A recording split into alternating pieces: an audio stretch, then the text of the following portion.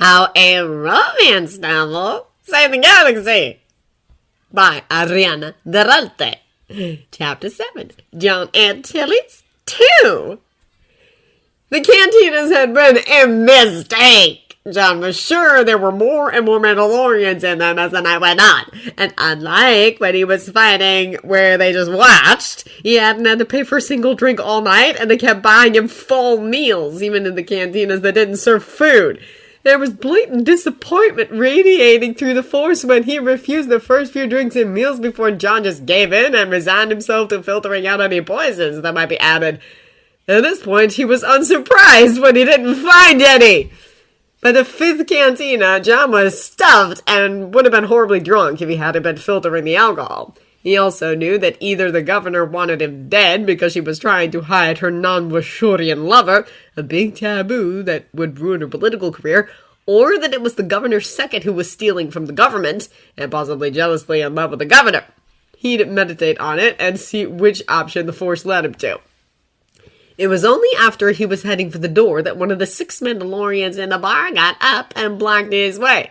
Normally, that would be a very good sign for everyone else to get out of the bar, but they were also holding up their weaponless hands and then their helmet off to reveal a pleading human face. We didn't want to disturb you at work, Jedi Antilles, but this is the first time we've seen you off duty. John snorted. If you'd think this wasn't duty, then you weren't paying attention. That's why we waited until now. There aren't any more cantinas left in town, so Joggy figured you were finished for the night. If you've got more to do, well, we won't stop you, but we've been wanting to talk to you since Hemplora. That had been the planet with the cliff pirates. John's only plan had been to find a safe place to meditate for the night. Maybe even sleep if he was lucky. Getting answers to why he was being stalked would be worth a delay.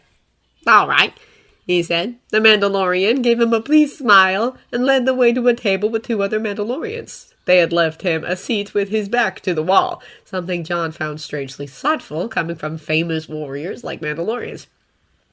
What is it you wish to say? He asked once he was settled, ignoring the way one of them nudged a dish of bar snacks in front of him. First, I'm Mish, and right now I'm a woman. Jaggy is the man to your right, and Megan is on your left. They, them are their pronouns. We wanted to know your preferences sexually and relationship-wise. Maybe John had been poisoned and didn't know it.